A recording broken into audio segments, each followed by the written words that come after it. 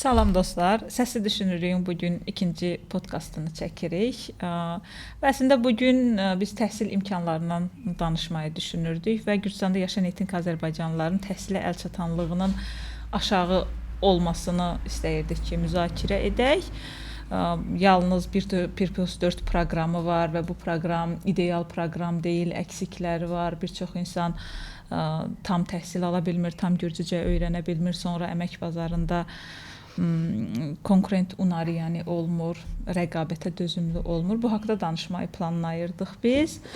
Amma ki, Parlamentin Təhsil, Elm və Gənclər Komitetinin sədri olan Givi Mikanadze bildirdi ki, artıq 1+4 proqramına ehtiyac qalmayıb. Salam. Ağrılı mövzudur bu.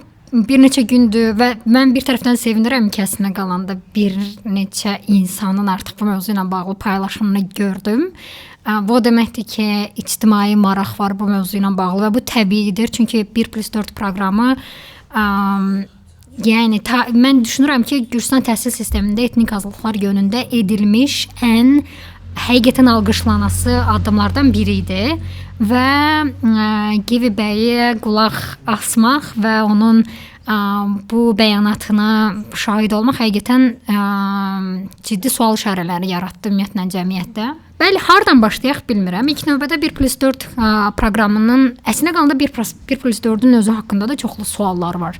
Çünki demək olar ki, heç bir dövlət qurumu, nə Təhsil Nazirliyi olsun və yaxud da ki, çox uzun adı olan Barışıq və İnteqrasiya Nazirliyi, yəni həqiqətən əllə tutula bilər bir dəyərləndirmə dokumenti, sənədi hazırlamayıblar bu günə qədər və bu günə qədər sadəcə hər hansısa bir belə deyək təşkilatların hazırladığı hesabatlara biz əlçatanlığımız var və buna görə də bir növ əslində qalanda bir də çətindir bu mövzu haqqında rəqəmlərlə konkret danışmaq. Amma bir rəqəm tapmışdıq biz. Bəli. Birinci onu danışım, çünki bəzi izləyicilərimiz üçün aydın deyil bu proqramın nəyi nəzərdə tutulub. Deməli, bu proqram 1 il hazırlıq kursu keçib, daha sonra universitetdə gürcülərlə birlikdə oxumayı nəzərdə tutur və əlbəttə bir fəndən imtahan veririk biz. Ümumi qabiliyyət imtahanı öz dilimizdə, ana dilimizdə. Bir fən, yəni gürcülər üçün bir fən sayılır. Ümumi qabiliyyətin 2 hissədən ibarətdir belə. Və ondan sonra da artıq bir gürcü dilini öyrəndikdən sonra normal gürcülərlə birlikdə ali təhsilə başlayırıq. Və bu əslində şey sayılır da, şəğavat sayılır bu, yəni güzəşt sayılır. Çünki niyə güzəşt sayılır? Biz bir fəndən imtahan verdiyimizə görə və digər gürcülərin 3-4 fəndən imtahan verməsi və Givi Mikanadze də onu deyir bir yerdə ki, bu deyir qeyri-bərabər vəziyyətə salır vətəndaşları, amma biz onu açıqlayacağıq ki, niyə bu belə deyil. Rəqəmdən danışanda biz bir statistikadan danışmaq istəyirəm və onu demək istəyirəm ki, bayaq Aytacın da dediyi kimi, əslində biz bu proqramın hər zaman inkişaf etməyinin, yəni etməli olduğunu bilirik, amma təəssüf ki, son zamanlarda ümumiyyətlə heç bir araşdırma aparılmır və bu hazırki araşdırmada biraz köhnə araşdırmadır, amma düşünürəm ki, nə isə hansısa reallığı bizi göstərməyə kömək edər. Bu 2014-dən 2017-ci qədər 17-yə qədər olan tələbələrin sayıdır və o periodda bəli proqram yeni idi, düzdür. Ona görə də dediyim kimi bunu çox belə ümumiləşdirə bilmərik, amma düşünürəm ki, hansısa belə böyük şəkil görməyimizdə kömək edər. Deməli, bu statistikaya görə illik universitet bitirən sayı deyək ki, 2017-də ən yaxşı vəziyyətdə 17%-dir. Yəni qəbul olan tələbənin 17,8-i universitet bitiribdi vaxtında.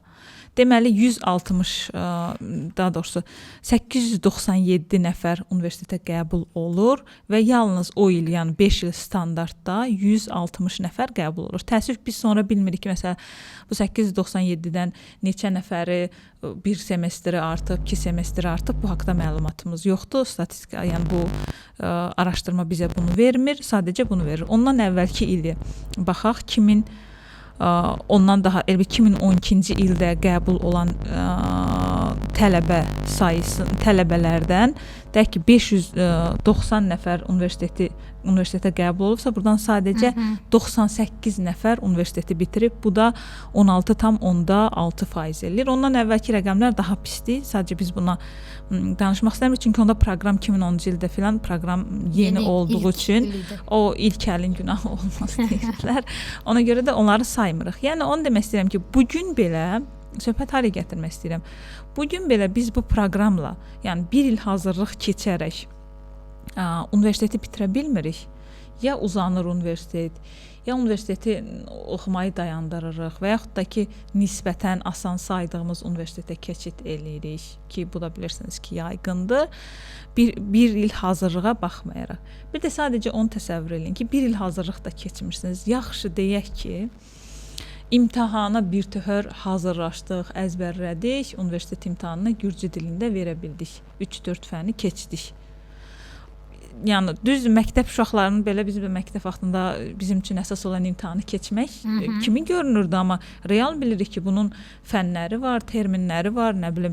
Məsələn, mən sosial və siyasi elmlər oxuyurdum.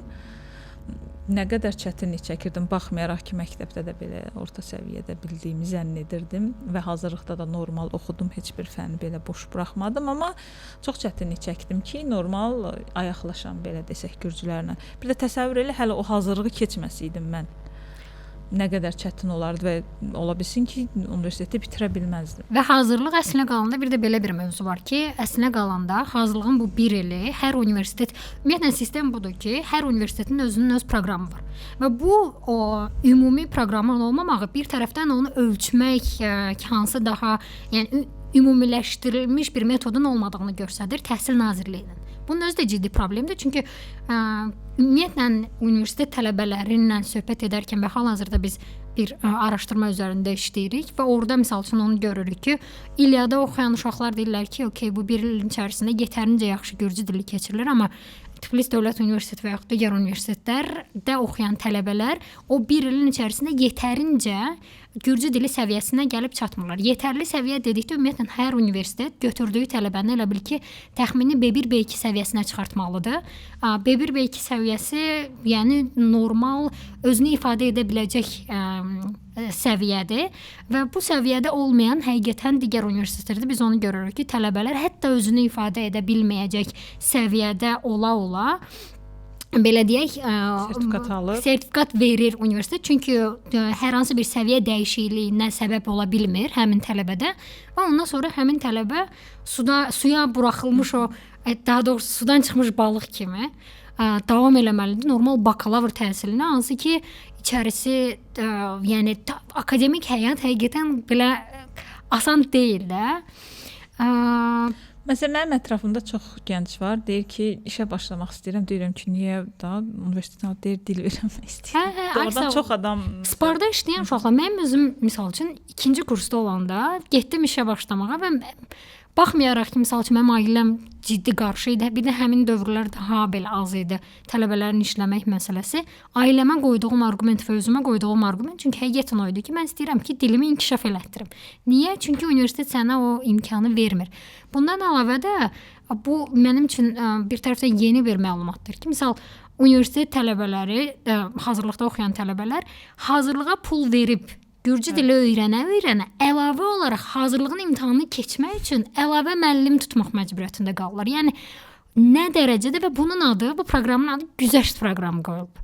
Pardon, niyə güzəşt deyirsən sən o proqrama? Nə vaxt ki sənin özün bu proqramla deyirsən ki, əzizim, 12 il mən sənə bu dili öyrədə bilmədim və üzürlü say bu şeyə görə indi gəl sənə mən bir proqram verirəm və bura qəbul ol və buradan sonra sənin akademik həyatın olsun və ali təhsil al. Amma burada da şey edilir ki, biznes dilinlə danışır, vətəndaşınla, öz vətəndaşına bu sistem öz dövlət dilini ödəmək üçün pul ödəyir. Ödədir daha doğrusu. Və pul ödətmək üçün də məsələn grant məsələsi də burada davam elə. Bunun özü də çox maraqlı mövzudur. Deməli, buradakı iki məsələ haqqında danışmaq istəyirəm. Birincisi odur ki, əvvəllər sadəcə 100 nəfərin maliyyəsi ödənirdi. İlk 100 ilk 100 Azərbaycanın, ilk 100 erməninin və deyək ki, ortalama bir gürcü dilli gəncin qrant almaq ehtimalı məsələ deyək ki 30%-dir. Eləmi? Əgər bizdən də 300 nəfər imtahan verirdisə, bizim də 30% idi və yaxud da proqram ilk başlayanda daha yüksək idi. Amma sonra bu rəqəm artır. İndi biz rəqəmlərdə sonra danışacağıq. İstəyirsən qısaca hər il neçə nəfər tapır? Hər il əslində 2010-cu ildə belə deyək 178 nəfər idi. Ortada artış gedir. Hər il demək olar ki 100 artır və hal-hazırda 2024-cü ildə 1132 nəfər etnik Azərbaycanlı sadəcə tələbə universitetə 1+4 proqramı ilə universitetə qəbul olubdur və təxminən bunun yarısından biraz çox da erməni. Və burada da əlavə olaraq bir qeyri-bərabər vəziyyətlədir. Deməli, bu say artıq 1000-ə gəlib çatanda sənin qrant almaq ehtimalın olur 1/10. Yəni sonra artanda 1100 işte 11/1 belə. Yəni nəticə olaraq da ki, dediyim kimi gürcü şagirdin, tələbənin qrant almaq ehtimalı daha yüksəkdirsə, bizim qrant almaq ehtimalımız daha da aşağı düşür say artdıqca. Balda yüksəlir belə. Sonra biraz etirazlar, haqq hesablar filan fəsməkən bu rəqəm çıxartdılar 200-ə. 200 nəfər artıq 5də 1 təxmini 5də 6da 1 şansımız var qrant almaq. Mənə görə bu o vaxt ədalətli olardı ki, bəlli bir məsəl üçün deyək ki 200 nəfər maliyyələşir, saya uyğun mütənasib bir şey olsaydı, deyək ki, məsələn 500 nəfər olanda onun 100-ü, 1000 nəfər olanda onun 200-ü, 1500 olanda onun 300-ü ki, faiz heç zaman qaçmasın və yaxud da ki, sadəcə bəlli bir bal olsaydı ki, bu balı keçsən, pulsuz alırsan, düşünürəm ki, bu sistem daha ədalətli olardı. Nəinki bu cür belə sayın artıb azalmasına baxmayaraq sadəcə ilk 100-lük, 200-lük. Və digər məsələ odur ki, burada proqramlar var, güzəşt proqramları. Məsəl üçün pulsuz proqramlar var. Deyək ki, dövlət görür ki, işte məsələn coğrafiya müəllimləri azdır. Ölkədə heç kim coğrafiya oxumaq istəmir. Götürür o proqramı pulsuz eləyir və insanlar da gedir onu oxuyurlar, sonra artıq məktəbdə işə düzəlirlər. Bununla o əksik tamamlanmış olur. Amma biz 1+4 proqramının adı güzəşt proqramı olduğuna görə yalnız bir güzəştdən faydalana bilirik və o digər ikinci güzəştdən, yəni o pulsuz proqramlardan təəssüflər olsun ki, 1+4 proqramı iştirakçıları faydalana bilmir. Bunun özündə çox böyük ədalətsizlik olduğunu düşünürəm. Əksinə mən belə fikirləşirəm ki, onu da arqument gətirəcəm. Biraz uzun məsələdir, amma düşünürəm ki, bunu danışmalıyıq. Deməli, Sovet dağılandan sonra 2010-da gəlir də bu proqram 1+4 proqramı. Bu proqram gələnə kimi təxmin 20 il ərzində bizim icmada ali təhsil alanların sayı çox az olur. Sadəcə elitlər ali təhsil ala bilirdi də. Yəqin ki, mən yaşdakılar, məndən böyüklər bunu təsdiqləyərlər ki, məsələn, bir məktəbdən 1-2 uşaq qəbul olurdu Azərbaycanda oxumağa, mənim kəndimdə, çünki bizdə gürcü dili səviyyəsi çox aşağı idi. Çünki məktəb Azərbaycancadır və universitet gürcücədir. Biz də nə edə bilərdi? Yalnız Azərbaycana gedə bilərdik. Azərbaycana kim gedə bilərdi? Birincisi, onunla əlaqəsi var idi. Kitab gətirə bilib universitetə hazırlaşırdı. Çünki bu universitetə hazırlıq kitabları məktəbdə yox idi. Əlavə ayrı dərsliklər idi.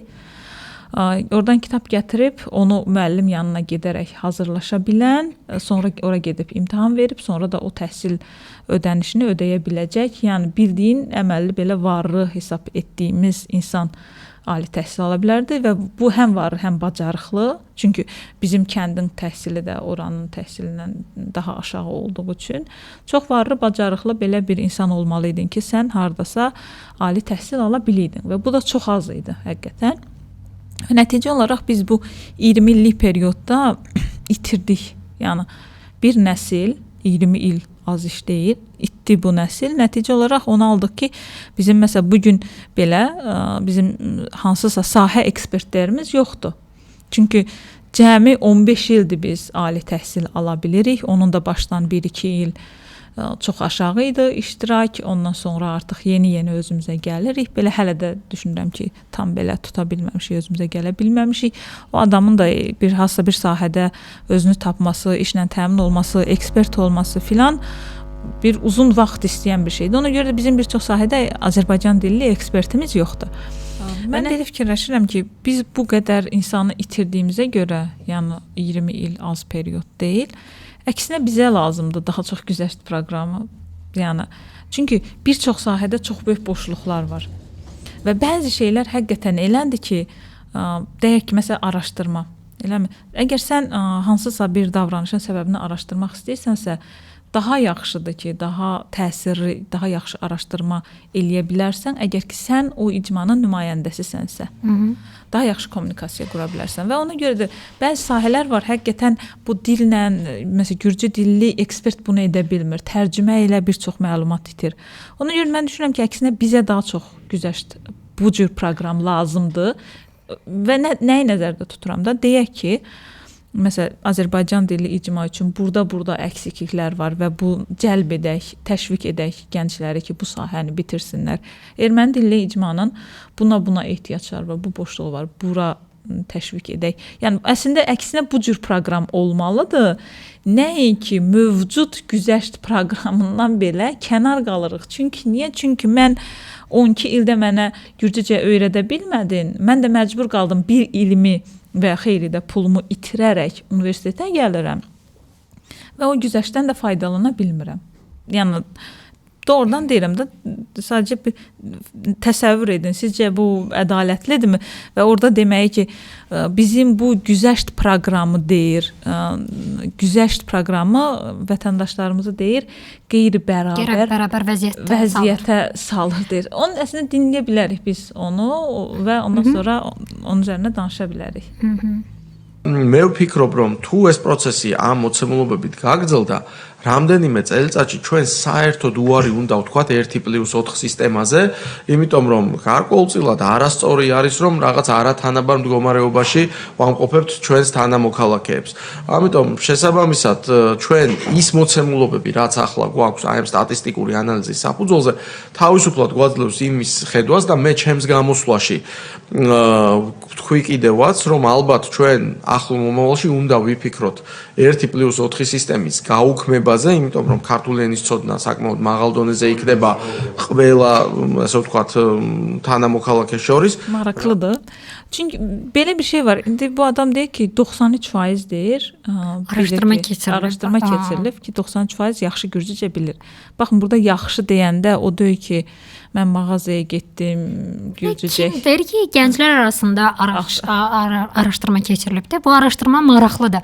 Əgər ki, Tiflisə artıq gəlmiş, köçmüş və universitetdə tutaq ki, kursda oxuyan tələbələr arasında keçirilirsə, tamam, orta səviyyəli bir gürcücəsi olacaq. Amma sən dediyi məktəbdən olmalıdır da, məntiqən məktəbdə olmalıdır. Təsvir olsun ki, qeyd etmir həmin auditoriyanı kim arasında keçirilibdir və biz çox çalışdıq ümumiyyətlə bu araşdırmanı tapmağa. Təəssüflər olsun ki, ictimai şəkildə bu araşdırma heç bir yerdə qoyulmadığına görə bu 93% hansı populyasiyadan, hansı belə deyək, əhalidən çıxarılıb onu da bilə bilmirik. Ona görə bu da maraqlı mövzudur. Məsələn, izləyicilərimiz də bizə şərhlərdə bölüşsün ki, siz görürsünüz doğrudan, bəlkə mən görmürəm. Bizim çox dramatikləşmiş vəziyyət, həqiqətən bəzən onu fikirləşirəm ki, siz görürsünüzmü ki, sizin ətrafınızdakı abituriyentlərdən gedirsə söhbət, abituriyentlərin 93% o səviyyədə gürcücə bilir ki, gürcülərlə birlikdə 3-4 fən imtahanı verə biləcək. Bilirsiniz ki, məsələn, burada gürcü dili imtahanı verilir. Gürcü dilinin ədəbiyyatı və qrammatikasına imtahan verilir. Bəli.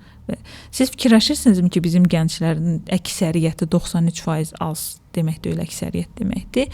Bu səviyyədədir və daha sonra gəlib onlar məsələn biokimyayı gürcücə oxuya biləcək səviyyədədirlər. Fizikanı, nə bilim, ağlınıza gələn hansısa bir siyasi bir fənni, nə bilim, beynəlxalq əlaqələrin bir fənni var, çox çətin olan, məsələn, onu düşünürsünüzmü ki, o dərəcədir? Əgər o dərəcədə olsaydı, mən niyə deyirəm ki, o dərəcədə deyilik? Birinci, ətrafımızda abituriyentləri görürük da biz. İkinci də o dərəcədə olsaydıq, məsəl üçün, mən bir abituriyentəm, mən üçün daha yaxşı olmazmı ki, mən gedəm gürcülərlə birlikdə imtahan verim, bir ildə irəli düşəm? Çünki Təbii. bu 1 ilin özü həm universitetə pul ödəyirəm, Həm də həm əlavə də streslə yaşamaq kirayəsi, xərcləri. busudur, osudur, buna pul ödəyirəm də. Və o 1 ilin alternativ qazancı. Yəni mən 1 il tez qurtarmış olsaydım, o 1 ilin içərisində işləsəydim, maaş qazana bilərdim. Yəni alternativ xərci daha doğrusu. Xərcdən qırağa, gəl bir də baxaq. Bölgədə yetərincə müəllim varmı o uşaqları hazırlamaq üçün? Lap deyək ailə, okey, yəni bu yükün altına girməyə hazırlığı var və insanlar deyir ki, okey, yəni müəllim varsa hazırlaşaram. Çünki yəni birbaşa vermək nə deməkdir? Minimum 3 imtahan verirsən. 3 imtahanda da Gürcü dili ədəbiyyatı keçirilir. Hansı ki sən o 2 il içərisində ümumiyyətlə heç keçməmsən. Sən sadəcə dilin strukturasını və sadə tekstlər nisbətən düzdür. Getdikcə nisbətən çətinləşir, amma sən dil ədəbiyyat keçməmsən, orada hagiyografiya keçməmsən, orada nə bilim əsrlərə görə Gürcü ədəbiyyatında olan cərəyanlardan xəbərin yoxdur və bunu nə vaxt öyrənməlisən bilmirsən. Və yaxud da ki, riyaziyyat fənnindən deyək ki, verirəm. Tamam, dil başqadır, amma orada istifadə edilən dildə istifadə edilən terminlər, sözlər tam başqadır. Və eyni zamanda da burada xarici dil məsələsi də çıxır. Bəlkə də ən az problemli olan burada xarici dildir, amma xarici dilin öyrədilməyi ilə bağlı da ciddi problemlər var bölgədə. Bu mövzu ilə bağlı misal üçün əgər ki düşünürsə kimi və mən düşünürəm ki, ümumiyyətlə bir də bu insanların bölgədə olan, yəni o binadan bu insanlar həqiqətən Tiflisdən ayaqlarını çölə atmadıqlarına inanıram, amma özü iddia edir ki, Axalkalakıda və Axalçıxada tələbələrlə görüşüb və orada elə tələbələrlə qarşılaşıb ki, hətta deyir, mənim bildiyim Gürcücədən belə daha yaxşı Gürcə danışır. Bu bir də bu Gürcü dilini romantikləşdirmə şey var, ümumiyyətlə Allahlaşdırma əylimi var. Bunun özü də çox problemli məsələdir əslində qalanda. Burada son bir şey qeyd etmək istəyirəm. Biz həmin dediyim o ümumiyyətlə tələbələrlə söhbət edəndə onu görürsən. Bir Qardabanlının tutaq ki, və yaxud da bir Rustovidə yaşayan və yaxud da hətta bir Marneolda yaşayan bir abituriyentin bu müəllimlərə və bu imkanlara hazırlaşmaq üçün əl çatanlığı Bolnislə Dmanistdə eyni deyil. Dmanistdə ümumiyyətlə, yəni insanlar hətta o 2 imtahan dedikləri riyaziyyat və məntiq üçün hazırlığa belə müəllim tapa bilmirlər və Dmanistdən el basa-basa bizimkilər demiş, Marneoliyə gəlirlər hazırlaşmağa. Nədən gedə bilər burada söhbət? Hansı artıq hər şey okeydir, biz artıq cənnətdə yaşayırıq, illüziyası yaratmaqdan gedə bilər? Mənə biraz şübhə yaradır. Son bir mənim hal-hazırda biz bayaq müzakirə edəndə də ümumiyyətlə maraqlıdır ki, bu görülüş zamanı ilk söhbət nədən gedirdi? Gürcüstanda yeni qanun qəbul edildi və bu qanun istənilən fakültə üçün 2 semestr ərzində Gürcü dilinin öyrədilməsinin məcburiyyətini gətirəcək. Yəni fərqi yoxdur hansı fakültədəsən, 2 semestr məcbur fənn olaraq Gürcə keçəcəksən və burada onu danışırlar ki, biz keçən hakimiyyətin etdiyi bu böyük dramatik səhvi nəhayət ki düzəldirik. Bunu çox yaxşı şəkildə edirik. Birincisi bunu etməli edirdinsə, səhv olaraq görürdünüz. 13 ilin içərisində sən hardaydın ki, indi yadına düşdü. İkincisi də ki, məndə elə bir bu şey buraxdı ki, ilk hissəyə baxdıqdan sonra bunlar keçən hakimiyyətin qoyduğu bütün hər şeyi sanki bir göz qırpımda əl şeyindən silmək istəyirlər. Çünki bu proqram 2010-cu ildə məhz keçmiş hakimiyyət tərəfindən yaradılmışdı. Ayta, silsinlər əzizim, daha yaxşısını gətirsinlər. Nə var ki bunda, yəni daha yaxşı proqram gətir bizə. Biz də deyək ki, müvəqqətidir əslində qalanda hər 10 ildən bir bu qanun yenidən yenilənir. Yəni bizim bir etirazımız yoxdur. Biz belə şey olmamışıq. Bizim istədiyimiz odur ki, bərabər ədalətli şəkildə təhsil alaq. Nə bilim, bağçamız olsun, məktəbimiz yaxşı olsun, müəllimlərimizin kvalifikasiyası yaxşı olsun, Gürcücə də bilək, təhsil səviyyəmizdə o dərəcədə yüksək olsun ki, heç ehtiyacım olmur. Mənim xoşuma gəlir, 1 ilimi gedirəm, itirirəm orada. Nə bilim, adıma da Gürcü uşaqlar, tələbə yoldaşlarım deyir ki, sən bir fənnlə mi verirsən, nə yaxşı asan verirsən. Mənim xoşuma gəlir. Bu xoşuma gəlir. Mən də istəyirəm ki, bunlarla bir bərabər olam. Amma mənə bunu vermirsən, bağça vermirsən mənə. Elədir, eynən. Kvalifikasiyası müəllimlərin daha aşağıdır. Məktəbləri oturub siyasətə alət edibsiniz, direktoru təyin edirsiniz səslə, müəllimləri işə götürürsünüz səs sayına nisbətən. Ondan sonra da gətirsiniz o müəllimdən nəsə bir yaxşı bir şey çıxmağını gözləyirsiniz. O reallığın qarşısında bir də bu proqram ləğv etmək istəyirsiniz. Burada iki məsələdən danışmaq istəyirəm. Bir bu hazırlıq məsələsindən danışmaq istəyirəm. Bu hazırlığa getməyin bu qədər belə populyar olmasından danışmaq istəyirəm. Hazırlıqda repetitor, yəni özəl müəllimə getməkdən gedir söhbət. Mənə çox ədalətsiz gəlir. Ki ədalətsiz bir şeydir. Sən təsəvvür elə ki, həmin müəllim yeri gələndə, həmin müəllim sən məktəbdə dərs keçir və sən sonra əlavə pul verirsən, o müəllimin evinə gedirsən. Sən hansı fənlərdən hazırlaşmısan? Mən riyaziyyat. Qəbul üçün. Hə. Amma bizim vaxtımızda attestat imtahanı var idi. Hələ. Hə. Və təsəvvür edin ki, baxın, sadəcə mənasızlığı görməyinizi istəyirəm. Müəllimlərin acığı tuta bilər. O olan şeydir. Amma yəni sən bu işə görə dövlət sənə maaş verir. Yəni mən vergi verirəm bu dövlətə, dövlət də o pulu sənə qaytarır ki, al bu uşağa dərs keçinə. Sən də deyirsən ki, ay uşağa əyləşin. Burada mən yaxşı keçəmirəm, gəlin evdə yaxşı keçim. Və o eyni müəllimdir. Hani ayrı müəllimin yanına getmək məntiqini biraz başa düşə bilərəm ki, nə bilim, qismətim gətirmədi, mənim şeydəki müəllimimlə enerjim tutmadı. Onun danışdığı mənim üçün aydın olmadı. Daha yaxşı müəllim yanına gedirəm ki, bu da olmamalıdır. Normal sistemdə, normal məktəbdə şagirdə morgebuli, şagirdə uyğun metod olmalıdır. Amma ki bizdə yox, elə deyil. Şagirdə uyğun metod tapılır, amma evdə tapılır belə əlavə pul alanda maaşdan əlavə. Və bu çox belə niyə önəmlidir bu məsələ? Çox belə qeyri-bərabərlik yaradır. Yəni varlının uşağı daha çox müəllim yanına gedə bilər, daha yaxşı inkişaf eləyə bilir. Və qrant götürmə ehtimalı daha çox olur. Halbuki kasıbın daha çox ehtiyacı var qrant almağa. Kasıbın uşağı da qalır kənarda və yaxud da o kasıb da nə bilim həqiqətən dəridən qabıqdan çıxır ki, elə olsun bunun uşağı heç olmasa universitetə qəbul olsun. Yəni normal sistemdə bunun belə olmaması lazımdır. Yəqin ki, çox adam razılaşar da. Yəni bu nə bilmək, həqiqətən absurdluq var ki, buradakı sən müəllim məktəbdə keçməsin dərsini, bilmirəm, keçməsin demək də biraz belə iddialı sözdür, amma başqa bir açıqlaması varmı? O müəllim 12 il, yaxşı 12 ilin dəqiq ilk 7-8 ili belə daha uşaq yaşında olursan, ondan sonra sən artıq fərqindəsən ki, bir kitab var, bir fəndir yəni, bir fəndi imtahan veriləsi, onu da gedib oxumalısan. Yəni nə qədər çox vaxtdan 9 ay bir tədris prosesi var.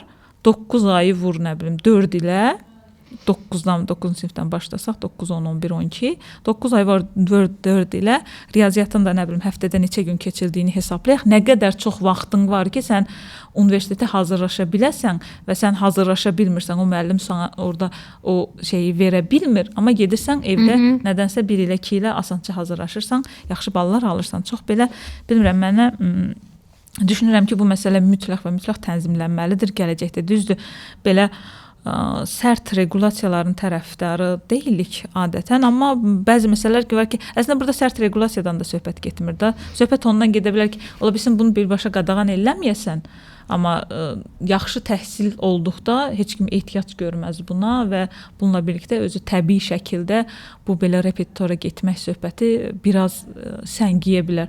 Əlbəttə, məsələn, mən istəyirəm ki, uşağım gitara çalsın və məktəbdə gitara yoxdursa, bu artıq şeydir da, lüks sayılan şeylərdir.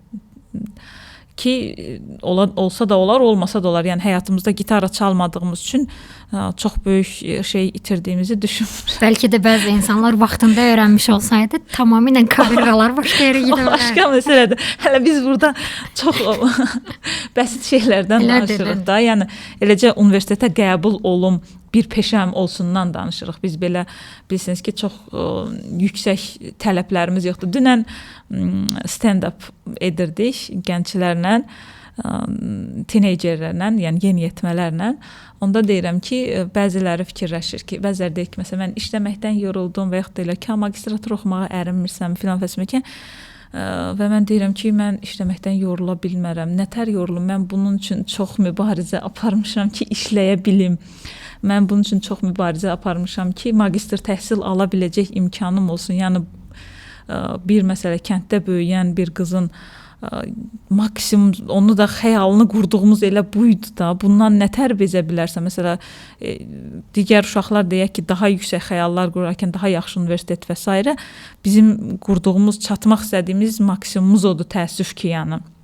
Ki elə olsun ki, universitet oxuyaq, elə olsun ki, bir peşəmiz olsun, işləyə bilək, həyatda qala bilək də. Yəni ona görə də belə digər, nə bilim, gitarada çalım, yaxşı rəqsdə eləyim, yaxşı digər bacarıqlarını inkişaf edin. Təəssüf ki, fikirləşə bilmirik. Bu əslinə qalanda sonradan necə təsir eləyir? Məsəl üçün biz məktəbdə ki, bizim demək olar ki, məktəblərin heç birində dərsdən əlavə də hər hansı bir imkan yoxdur da. Yəni dediyin kimi, hətta bəzi məktəblər var, hansılar ki, başımıza uçur və buna görə bəzi kəndlərin məktəbləri indi ümumiyyətlə bağlı vəziyyətdədir. Və çox maraqlıdır ki, sonradan tələbələrdən soruşanda ki, universitetdə siz universitetin dərslərindən qırağa nə ilənsə məşğul olursanmı, universitetin təklif elədiyi hər hansı bir aktivitetlərdə, bizim tələbələrin böyük əksəriyyəti iştirak etmirlər. Səbəb nədir? Çünki mədəniyyət olaraq bizdə o oturmayıb. Yəni və hətta cavablardan biri o idi ki, çünki bizim elə bir təcrübəmiz yoxdur. Yəni mənim uşaq vaxtından bu şey məndə olmayıbdı. Mən bunun xəyalını qurmaq deməyim də, yəni heç ağlımın bir yerində olmayıbdı, təsəvvür etməmişəm. Ona görə də bura gələndə yoxdur, yəni o təklif belə olunsa universitet tərəfindən hər hansı başqa fəaliyyətlər o qədər də fəal iştirak etmirlər bizim gənclər, təəssüflər olsun. Çünki dediyim kimi o qədər belə yəni bizim üçün böyük xəyaldır ki, universitet və digər şeylərlə, yəni məktəb vaxtından bizim əlavə fəaliyyətlərlə məşğul olacaq imkanımız olmadı. Çünki buraya gələndə də o yeni meyvədir bizim üçün, ona görə də çox da yaxın getmirik. Digər bir məsələdən danışmaq istəyirəm. Təəssüf ki, Gürcüstanda bir çox insan, cəmiyyət düşünür ki, bəzən bizim özümüz də o səhifə düşürük, nələrdənsə danışanda dilə o qədər konsantrə oluruq ki, dili öyrənək. Elə bilirik ki, dil öyrənəndə, kütləvi şəkildə dil öyrənsək, bütün digər problemlər həll olacaq. Nə bilim, bugün deyək ki, səsimiz çıxmır, qərar vermədə deyək ki, iştirak edə bilmirik. Elə bilirik ki, o məsələ düzələcək, inteqrasiya məsələmiz inteqrasiya olacaq, cəmiyyət bizi qəbul edəcək, heç bir diskriminasiya olmayacaq. Nə bilim, bir çox belə xəyallarımız var və Gürcü icmasından da davamlı əksəriyyətini də bilmərəm, amma belə çoxundan eşidirik bunu ki, əsas problem dil problemidir, elə deyilmi? Ki, dil problemi həll olsa biz inteqrasiyamız da yaxşı olar, əlaqələrimiz də yaxşı olar, yaxşı iş taparsınız, yaxşı bir həyatınız olar. Mən düşünürəm ki, çox yanlış bir gözlənti olardı bütün elə bir ki, aksenti buna etməyimiz. Çünki məsələn mənim vaxtımda, mən universitetə qəbul olanda elə bir ki, o vaxtda çox müzakirə olunurdu, bu aktivizm falan yeni oyanırdı. Azərbaycanlıların aktivizmi. Onda tez-tez müzakirə olunurdu ki, biz ictimai sektorda, dövlət sektorunda niyə işlə təmin ola bilmirik? Onda ən böyük cavab o idi ki, çünki Gürcü dili bilmirik. Və istər-istəməz gözlənti var idi ki, indi bu nəsil universiteti bitirəcək, Gürcücə biləcək və dövlət sektorunda işlə təmin olacaq. Burada dövlət sektorunda işlə təmin olmaq niyə əhəmiyyətlidir? Çünki dövlət sektorunda verilir dostlar qərar. Yəni sənin nə bilim həyatının necə olacağı, təhsilinin necə təhsil alacağın, hansı proqramla qəbul olacağın, olub-olmayacağın və s. bir çox məsələlər, yəni bizim həyatımıza aid bir çox məsələlər dövlət tərəfindən qərar verilir. Ona görə də bizim orada olmağımız çox vacibdir. Yəni bu həyatidir ki, mən orada olum, görüm mən haqqda nə qərar verirlər. Mən də deyim ki, mənə bu xeyir eləmir. İctimai olaraq, ümumi icmaya bu xeyir eləmir, bu daha yaxşıdır və belə qərar vermir. Çünki mənim nəyə ehtiyacım olduğunu məndən yaxşı kimsə bilə bilməz. Yəni, heç bir kənardan baxan, heç bir o belə parlaq ayaqqabı geyinib, belə sementin, asfaltın üstündə gəzən, Chanel çanta işlədən, niyə bunu deyirəm? Çünki keçmiş Təhsil Elm Naziri, Elm Komitetinin sədri belə bahalı bir Chanel çantası var idi. İndi Barışıq nazirimiz də elədi, narahat. Heç bir Chanel çanta gəzdirən mənim nəyə ehtiyacım olduğunu məndən daha yaxşı bilə bilməz.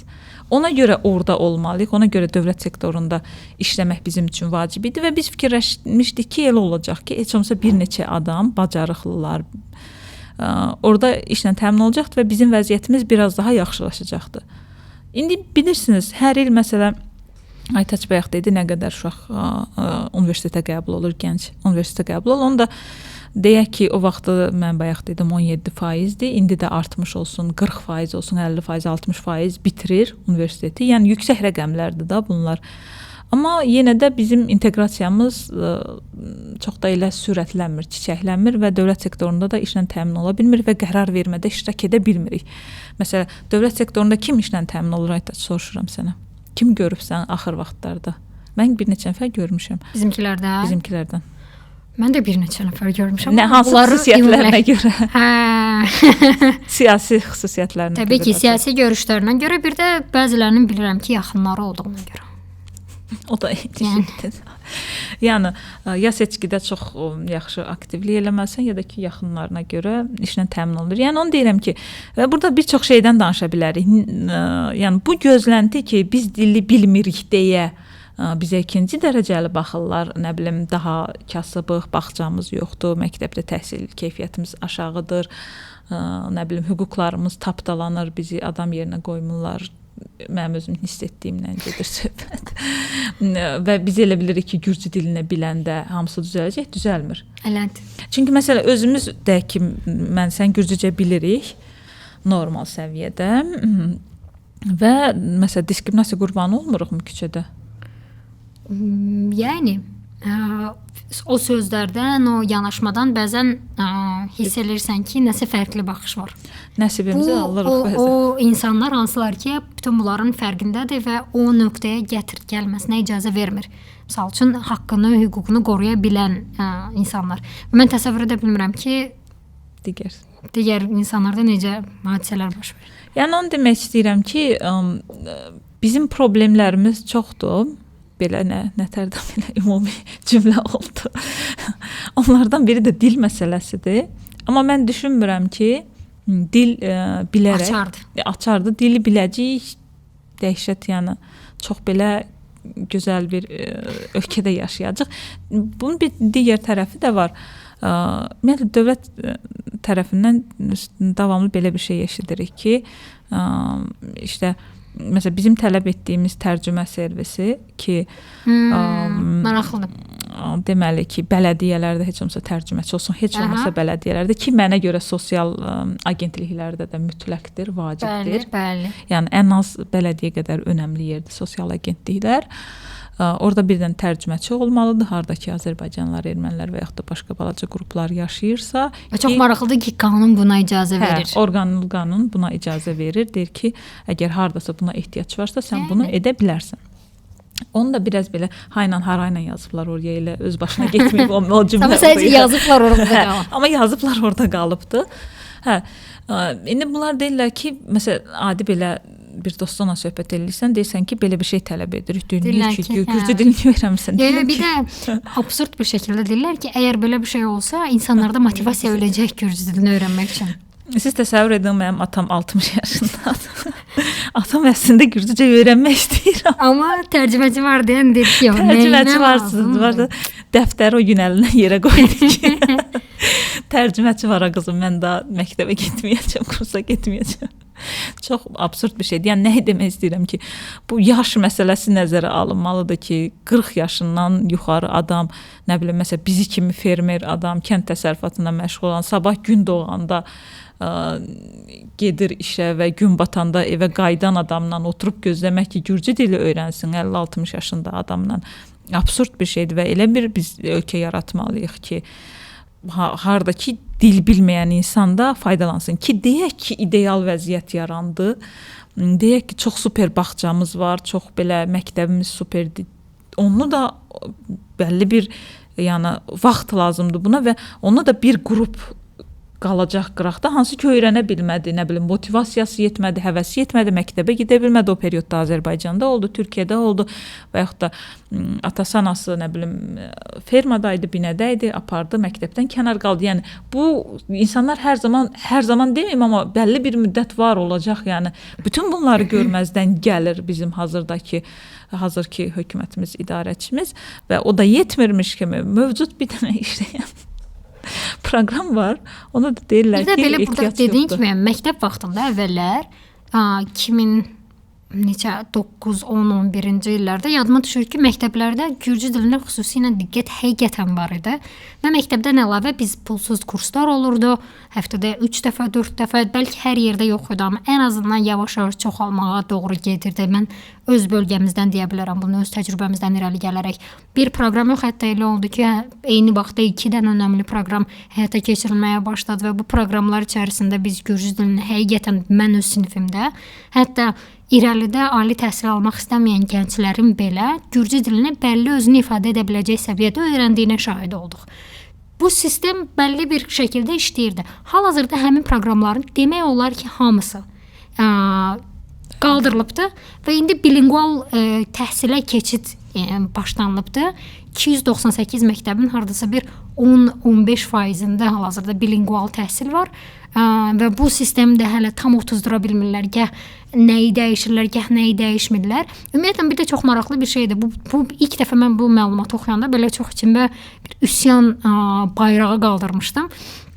Yəni bir elə bil ki, araşdırma siçanı və yaxud siçovulu heyvanı kimi də üzərimizdə o qədər bir şeylər elədilər ki, keçən hakimiyyətdən bu günə nəyisə güya ki yoxlayırlar, amma əslinə qalanda heç yoxlamırlar və bu təzə şeyləri yoxlayaraqdan hər dəfəsində daha da səviyyəni aşağı salırlar. O qədər qarma-qarışıq bir şey gətirib çıxarırlar və o qədər mənasız, yəni o qədər inkişaf getmir ki, bu gün belə tələbələr eyni problemlərlə abituriyentləri götürək. Eyni problemlərlə danışırlar. Hansı problemləri ki, mən 10 il bundan əvvəl danışırdım.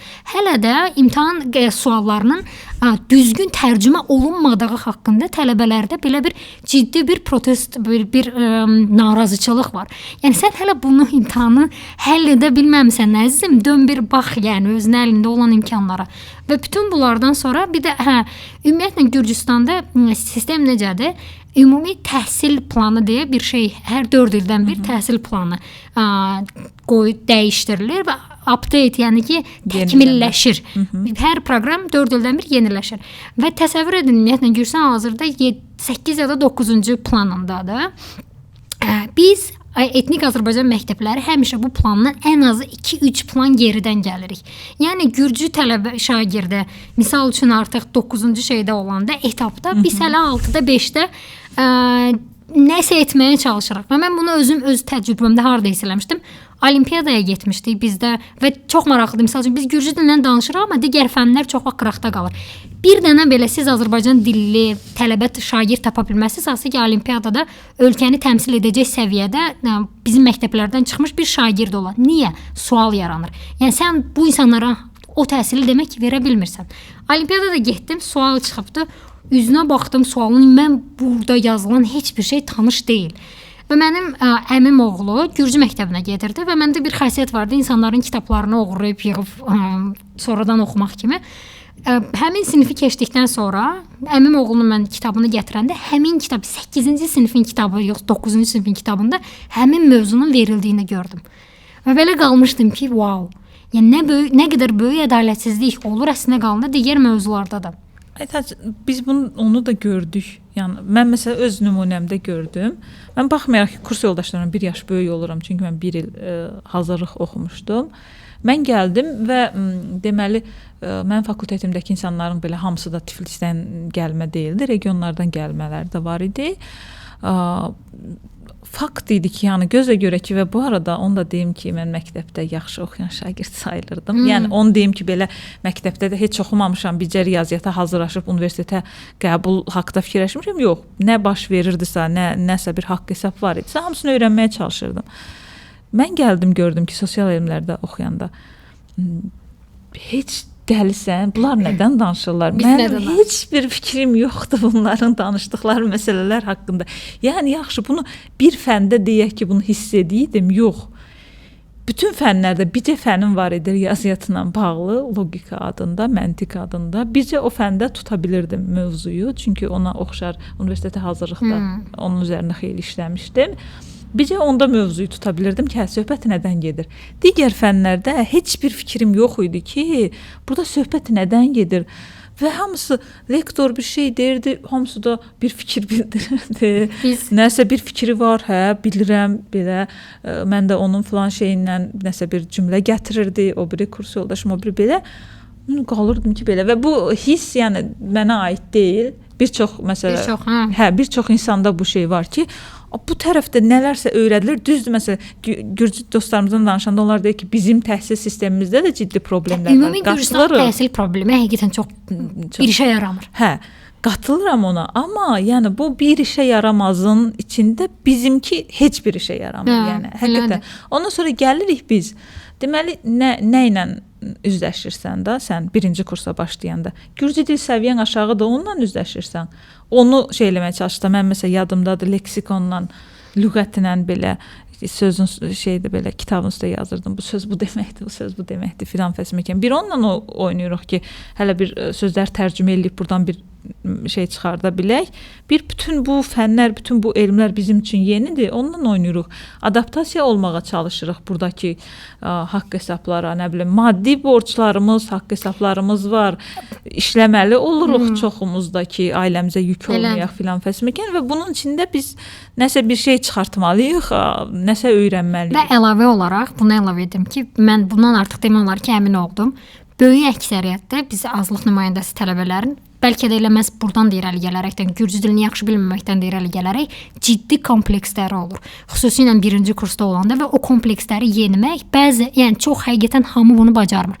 Və buradan irəli gələrək mən bununla bağlı bir araşdırma eləmişdim. Əslində qalanda elə məhz gender mövzusuna da bağlayaq və yavaş-yavaş yekunlaşdıraq məncə. Imposter sindromu deyə bir şey var. Bu imposter sindromu özünü aşağı görmək, öz bacarıqlarını yetərincə dəyərləndirməmək məsələsidir. Və maraqlısı odur ki, araşdırma onu göstərir ki, imposter sindromu əslində qalanda ən çox qadınlarda olur. Bir də az təmsil olunan qruplarda.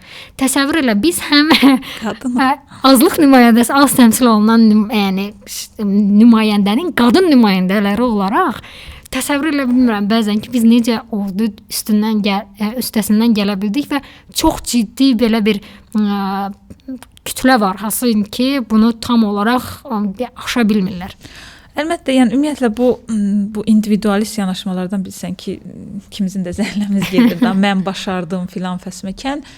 Yəni burada çünki biz danışanda gürcü dil problemi var deyə. Amma sənə onu hiss elətdirirlər ki, sən yaxşısan, sən bacardın, amma digər qalanlar kimlər ki, bilmirlər, çox pisdirlər. Yəni sən orada deyirlər ki, sən öyrəndinsə başqası niyə öyrənmir? Ay, sənə inandırırlar. Sənə inandırır. Birdən sən də şeyə düşürsən ki, mən öyrəndim.